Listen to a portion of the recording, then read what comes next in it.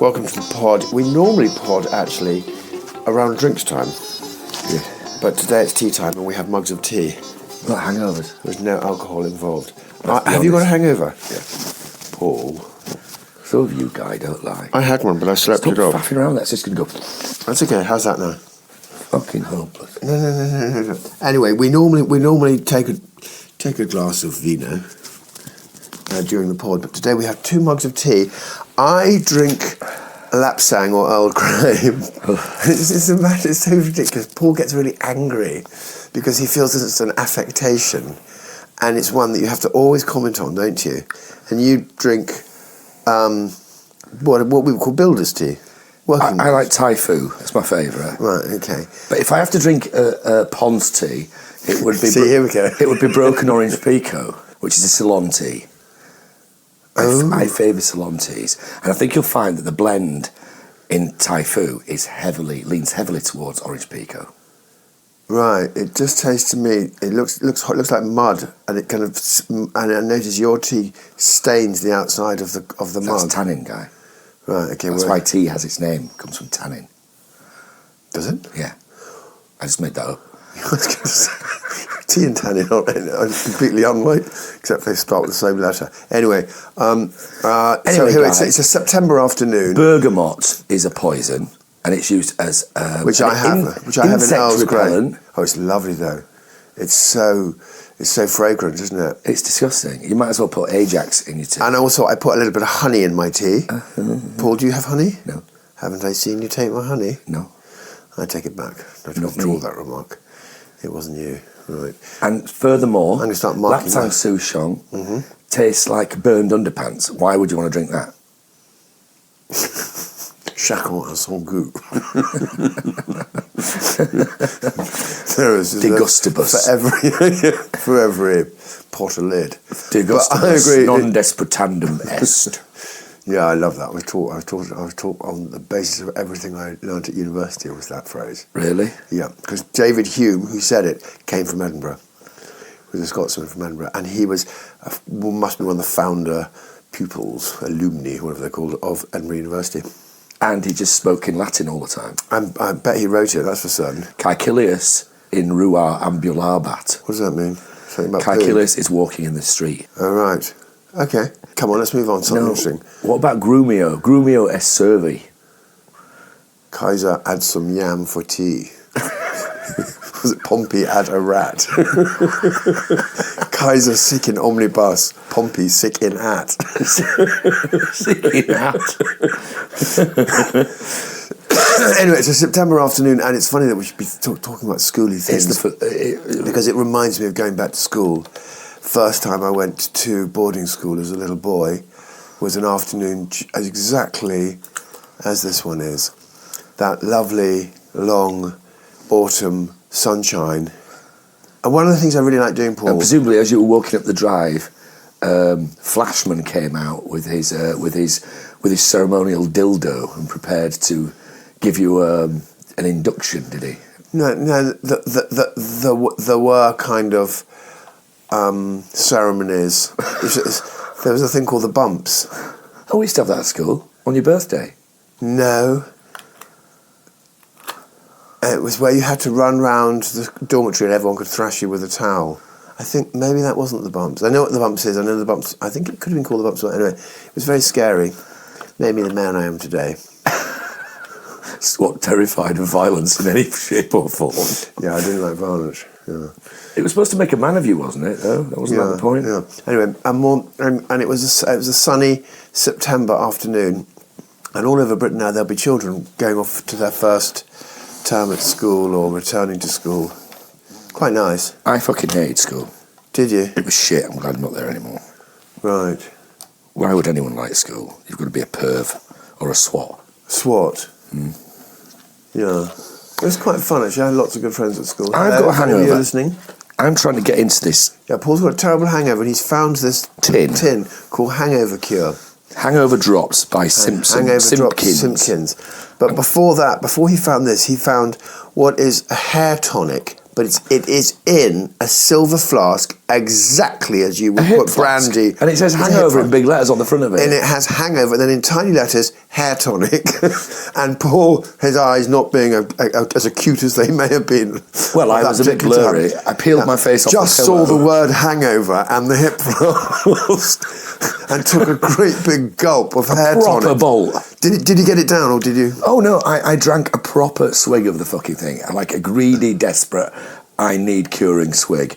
And, Right. and I felt the thickness of it and I thought, this is weird. Thicker than olive oil and oilier than olive oil.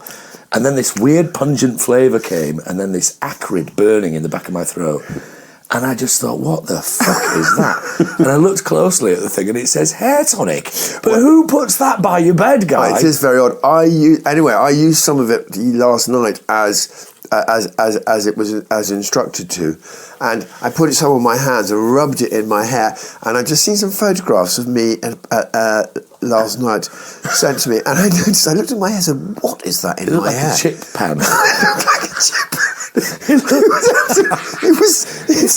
doesn't even work as a hair tonic. It kind of looks so greasy. It has the effect of making you look like you haven't washed your hair for 3 years and that you're going bald. It is horrible. This is a totally useless product. We've got to try something. We've got to.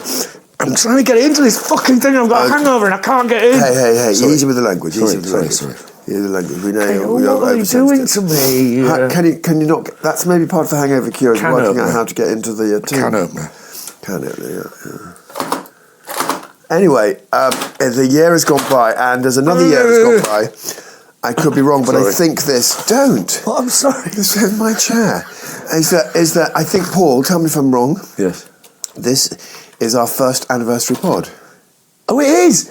This is our year. This is our 1 year So pod. we started this time last year. Wow. Yeah. I can't remember our first pod. I remember you couldn't hear it.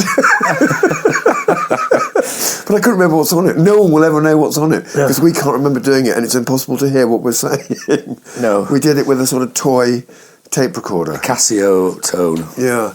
And Children's thing. it's been a marvellous year in Podland. Yeah. Ooh. And thank you everyone for listening in. I wonder if anyone's been with us the whole way. I suspect a few people have actually. We should have prizes. We had someone today who, a listener, who said that she listened to every pod. Oh, here we go. What? Just go on. Just carry on. What? She made a comment, but I can't remember what it was. Paul, can you? She said that it was funny. The pod was funny. She said something else, Paul. Can you I remember can't what remember, it was? Guy. I mean, you know, She said, I think Guy is funnier than Paul. Sorry, I do apologise, actually. I shouldn't have said that. It's not very nice. But I did point out that it does take a lot of editing to make you funny. Right. I mean, I have to cut his words up and rearrange I don't think them. it's true. I immediately said, Paul, without you, darling, without you, this pod would be nothing. Oh, Guy. I would be nothing, and I would be nothing You for honour this me. hour a week. You honour me, dear boy. And you've taught me a lot during this year. Yeah, me because too. for 6 months of the year, not only have we been podding together, we've been doing something else together. Yeah, and it's not what everyone thinks we're doing either. No, we've been living together as bachelors. As bachelor boys. as not young, as old. Because a young bachelor. Pair of a little old bit men. deluded. Living in a house. Oh, I'm in. Have you? Oh, come on, pass No, them I'm over. You still can't. He's got the plastic off the outside. fuck's sake, man, this is a fucking... I think it's something to do with your hangover. Is that you have to? This is curing your hangover. Just solving the problem of getting in the box. That is a very odd box. I'm really... Anyway, well, we'll find out when he gets. we're to going the to box get in there in a minute. So we've been living together 6 months. Paul's moving out in a month. Yeah, I'm moving into the garden, into a little house. Yeah. It's going to be my little house, and my studio is going to be next door. Yes, check it. That's great. And you're going to be doing your work in your studio, and I'm going to be writing in my house. It's going to be a nice little. I can see a very active and productive autumn and winter. I don't know if it could be plodding sucking on sweets. Can't we? I'm just going to put it in for a taste and then take it out. Oh, yeah, it's good. In what way is this a hangover cure? It's a fucking scam. Hangover cure. Oh yeah, I'm cured. That's that. It's a fucking boiled sweet. That is marketing at its absolutely most Hangover drop. shameless. It's absolutely ridiculous. Some desperate idiot walks in. with his hair looking really greasy, sucking one of those because he had a glass of wine the night before. I'm cured. Praise the Lord. Hangover hair oil. Well, there's only one cure for hangover. I've taken mine out. What? And you know what it is, don't you? Hangover cure. Sleep for me. And pork. Dr. Henderson's hangover cure is very good. What is it? It's made by Fergus Henderson's dad, who was the head chef and founder of St. John. No, he's not. He was an architect. It was Fergus Henderson's dad. Fergus Henderson. I'm talking about him, not his dad. Oh, right. And Fergus's dad, who, as you point out, was an architect, invented this drink called Dr. Henderson's hangover cure. Was he a doctor? I have no idea. Okay, well, he was an architect. Bit of an unusual combo. Do you want to know what's in the drink? Far away.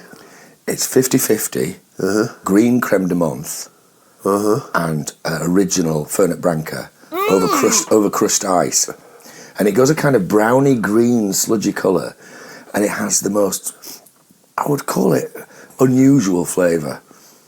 So it's mint and that kind of, I don't know what, Fernet Branca smells of something that's just burnt, doesn't it, really? Like a heavily caramelised That's something. Lamsang Souchong. No, it's like really heavily caramelised Fernet Branca. No, it's full of herbs. It's Herbs. really bitter herbs. Bitter. That's why it's like burnt. It's like something's gone wrong Brown, in the production. and it's really horrible. And I fucking love it, actually. It's got a bottle with thousands of words on it, hasn't it, Fernet Branca? Is that one? Like the other one, Worcester sauce. Where the people in the label department didn't speak to the people in the bottle. Angostura bitter. Angostura bitters. Yeah, where they didn't say, look, the bottle's going to be this big. And the guys, when they saw the bottle, they said, oh my God, we've already printed the label. It look quite good, actually. Leave it. Fucking hell, man. It doesn't fit the label. What are you doing, you idiot? You blithering idiot. I mean, why didn't they make the label a different size? What does it have a function? Maybe it's got a function. It catches the ends of the bitters and stops it dribbling down the outside of the label. What? Yeah. But what? Why? Like your collar does, Paul. Like a vomit catcher? Kind of, anyway. I guess dribble. No. Yeah. Anyway. I find for a hangover, sleep. Yeah. Straight up. Tea. Paul's indicating masturbation. No, that's if you're so drunk that you get room spin. That's when you deploy that one. Is that right? That's what I Does think. That work? Yeah, it just takes the edge off it. The whirling pits.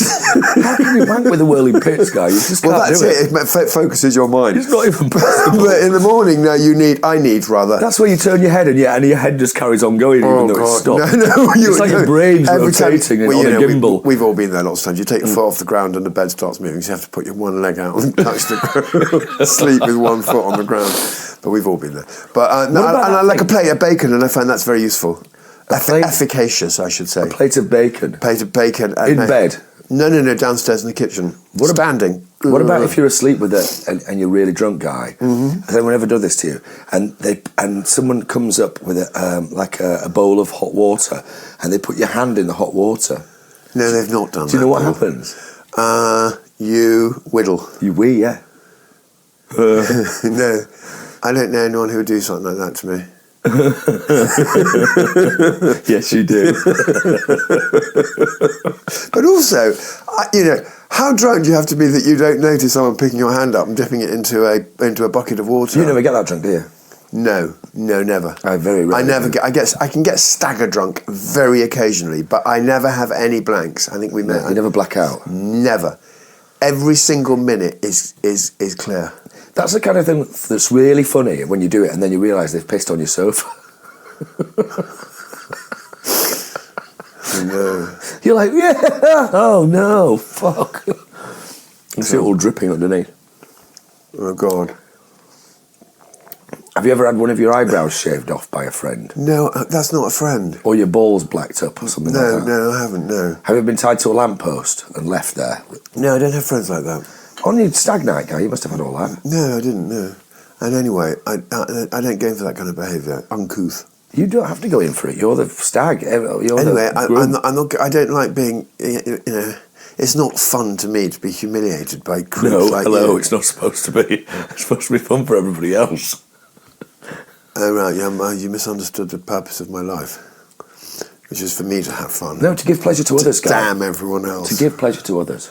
Well, under certain circumstances, but yeah. Anyway, I don't think I give pleasure to other people to tie me to a lamppost.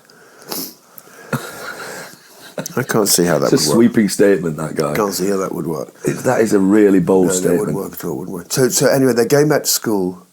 It's September, and I tell you what I love doing, Paul. No, what I find very evocative.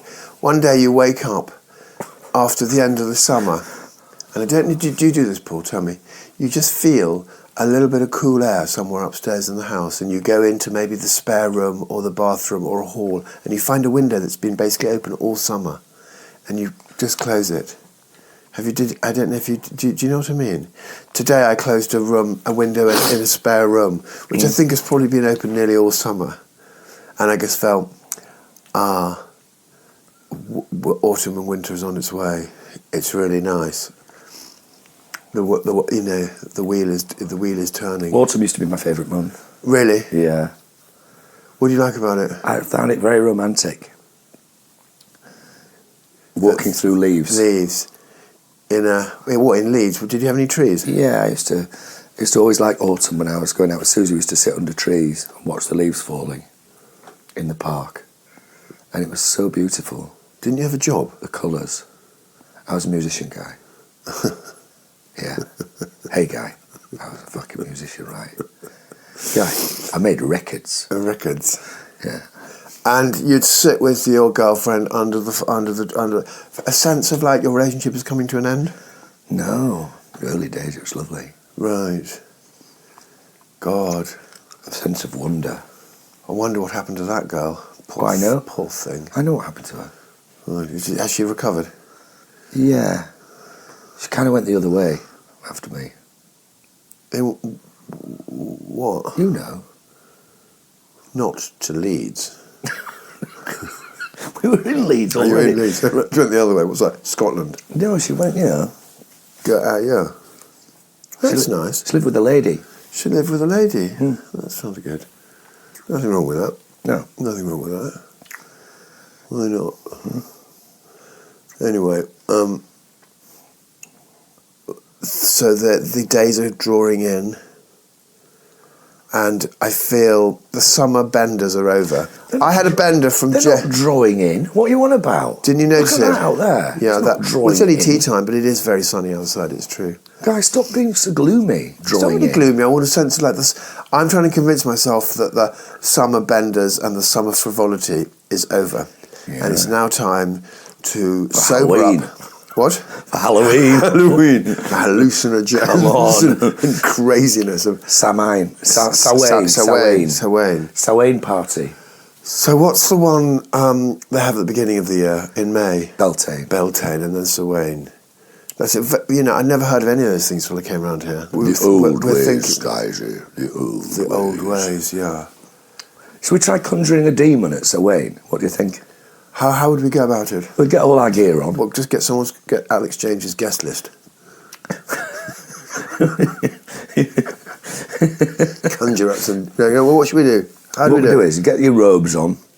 Probably, I think you need a sword, and you cast a circle. Do your banishings, and then we'd probably do the rite of Coronzon from Aleister Crowley's. How long is it taking? Setup's about half a day, and then the actual conjuring, probably about an hour. Will everyone start talking and getting bored? No, me and you would do it, and what we'd do is we'd have to stay inside the circle because if you go outside, it will get you. What? It. Right. So what? We're starkers in the circle in the garden while everyone's having a cocktail party around us. No, we don't. I'm not doing it to entertain anyone. I just thought you might want to conjure a demon. Okay. And what do we do with it when we conjured it? Get it to do stuff for us. You know something? I'm not really liking this. Why? Because I think that you meddle with these things at your peril. They do it up at the big house. Don't mess around. They do it up at the They don't go to the house. Black Sabbath's first album. Did it have a flash of light? What is this that stands before me? Have you heard that one? Yeah, I've definitely heard Sabbath. Figure in black that points at me. Oh no, please God help me! Have you heard it? No, what was the song called? Black Sabbath. Right. It's fucking great. It's all about conjuring up a demon. Right. But I know people who've been trying to do that all their lives and they've got fucking nowhere with it. No, exactly. I don't think it's as easy as people make out. I think it's a lot easier if you take a very big dose of LSD or mushrooms beforehand. Yeah, then you just imagine it. Well, then you'll see the fucker then. Yeah. I don't want to see a demon. Why not? Because the purpose of my life is to see nice things and have an easy time and have a bit of a laugh. See nice things. And to, enjoy myself.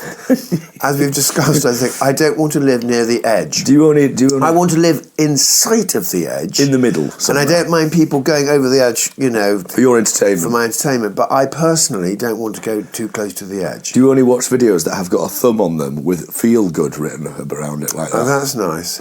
No, I don't like feel good. I don't like feel good movies. But that's too far away from the edge. What's behind the edge? If you're looking at the edge, you go, he lives a bit close to the edge. What's behind you? The middle. And then what's behind the middle? The other side of the middle, and then the edge again. It's a round thing. There's the middle of the road, then there's the edge. It's a round thing. Mainstream, there's the mainstream. And then there's the edge. Yeah, it's the middle of the road, the mainstream. Yeah, okay. I like to be between the edge and the middle of the road, with the mainstream not too far away. Not too far away. Do you ever go in the mainstream, just have a look? Oh, God, I'd love to be a mainstream writer. Imagine being a mainstream artist, Paul. No, I don't want that. No, I don't, Guy. They just make the same thing over and over again. I don't want to do that. Correct. I don't want to do that. No. You, on the other hand, want to be Jeffrey fucking Archer. Yeah. Well, you'd love that, wouldn't you? Yeah, I would like Jeffrey Archer's sales. Do you think Jeffrey Archer looks in the mirror every morning and goes, "Today, Jeffrey, we're going to write marvellous fiction"? I'm sure it's always exactly what he says. Sure. My God, you're handsome. Do you think that's what he does? I'm sure he does, yeah. G's himself up. Licks his pencil out. Yeah. He does write with pencil too, I think, actually. Does he? Yeah. That was a guess. For some reason I know that. I don't know why. Because he's a ponce. Because he's a fucking ponce. He's a fucking ponce. What's wrong with a fountain pen? The fucking ponce. I'd like to go around there and rub it all in. Rub it all out. What's happened? My God! What? My God! Who's been in here? Who's been in my things? My God! You've rubbed out your books, Jeffrey. What's all this stuff on the floor? Oh my God! Paul and his rubber. So let me get this straight, Mr. Archer. Did you leave the window? No, I bloody well did not! Who do you want to be then? Not Jeffrey Archer, obviously, but if you were a mainstream sort of... I think that the kind of... a bit cooler than that. Yeah, where you're shifting a fair number of books. Barbara Cartland. But that's it, lying on a pink chaise longue. Dictating to a room full of 25-year-olds. She was like Queen Mum Liberace Jean Splice, wasn't she? Yeah, extraordinary confection. Fuck me. And upholstered with a ball and claw feet. And upholstered. It's a little ormolu. Plush, I think. Yeah, plush. But, she could turn them in. She wrote a lot of books. Or, she got other people to write them. Did she? I think so. She'd just say... Oh, she just had a production line? Yeah, well, like all of your artists. Excuse me?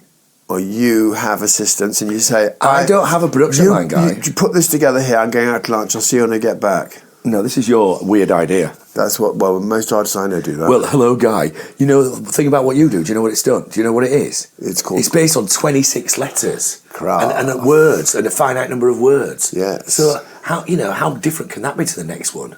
How limiting for you? What? Well, the whole thing's based on 26 characters. Oh, no, that's the genius of us. It's hardly genius. Have you heard of monkeys and typewriters? Yeah, I have, yeah. I'm reading a very, very well-reviewed book, which is not very good at all, by Richard Powers. I don't know if anyone else And it's like a kind of, it's very, you can't really say bad things about Richard Powers. Because Why not? everyone says he's so good, but it's a really repetitive and slow book. Can I ask you a question? Far away, sure. Is it shit? Well, if it is, it's really ornate, kind of over... Gilded poo.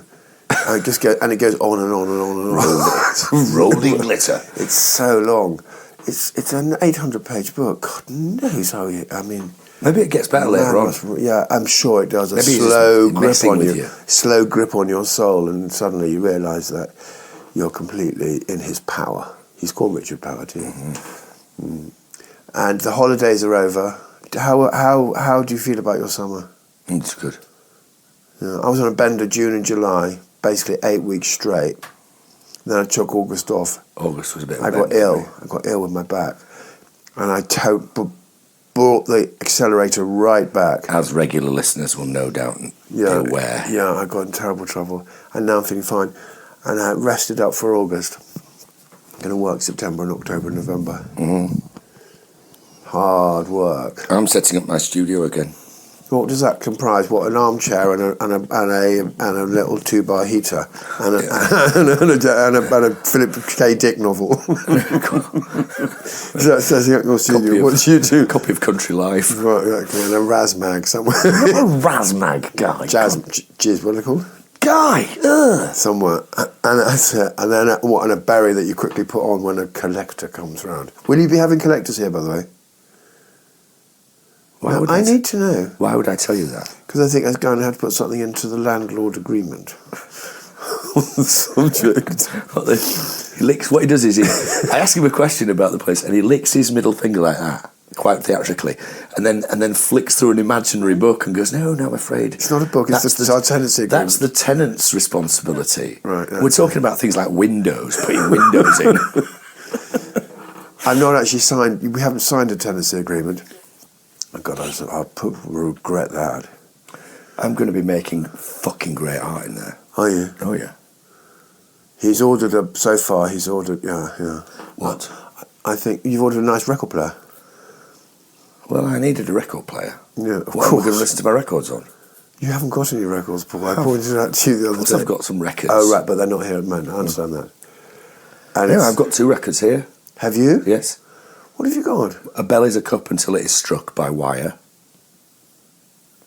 Okay, tell me about that song. You like that, don't you? Well, a bell is a cup until it is struck by wire. Yeah. Is Wire the pop group? Wire's the band, yeah. About what year are we talking? 1987. Okay. It's got that great lyric, money spines, paper lung, kidney bingos, organ fun. Is that some kind of thing about people selling their organs for money? No, money spines, paper lung. You'll love it. And it's also got drag my canal, you saucy old salt, pale in belief, I'm not without fault. That's another good lyric from that.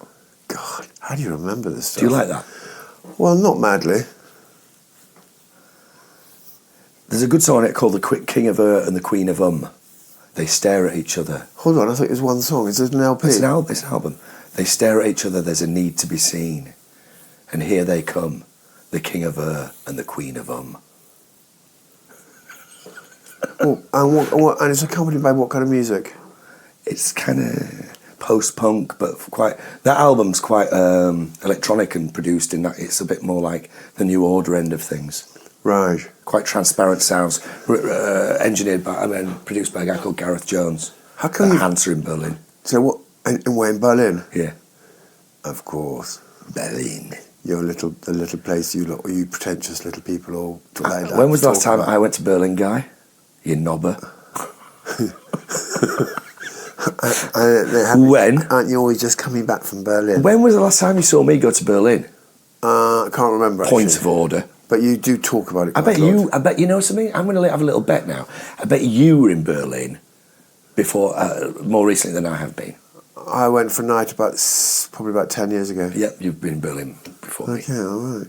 You Berlin. I saw you in a kind of Mac, and there's that berry again. Berlin going Berliner. Yeah, yeah. Anyway, so what's your other LP? It's called Clash of the Dung Beetles by Ringo's High. Paul, are these your only 2 records? They're just the ones I happen to have here, Guy. But they're both one of my favourite. They're both some of my favourite records. Is that a novelty record, that one? No. It was made by my friend Howard Storey and his band back in the day. Okay, yeah. And it's got some great songs on it, such as Mr. Craig of Fools. Right. Did it sell many copies, this? I'm pretty sure it's a classic, Guy. Right. What does that mean to know? It was it was an underground indie classic. Right. Yeah. But, being a writer, you'll know all about that, won't you? Well, people listen to more music than they read books, let's be honest. The world has changed and it's not as good as it was. Yeah, but you don't get paid anything for making music now. It's the one bit of solace that I still possess in this life. The musicians are not paid. Can you pass me that, please? Don't hit me. Can you pass me my telephone? I'm not a musician. I don't fucking care if they don't get paid. All right, okay. And I think one of the biggest iniquities is the amount that artists get. Well, I know you're always complaining about that. That's just raw jealousy. It's not raw until it's long cooked. It's slow roasted. A gravy of resentment. And on the subject,